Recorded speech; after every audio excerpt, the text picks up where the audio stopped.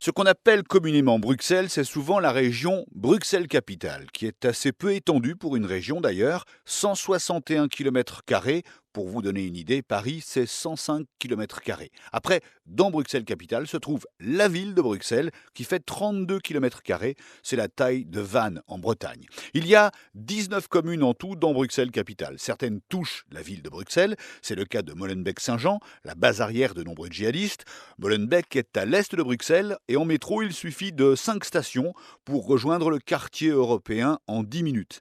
Parmi les autres communes qui touchent Bruxelles, il y a Schaerbeek, Saint-Gilles, Anderlecht. La commune de Forêt, dont on a beaucoup parlé, ne touche pas précisément la ville de Bruxelles. Quant à l'aéroport, il se trouve en partie sur la commune de Zaventem, mais elle est juste en dehors de la région Bruxelles-Capitale. 1 175 000 personnes vivent à Bruxelles-Capitale.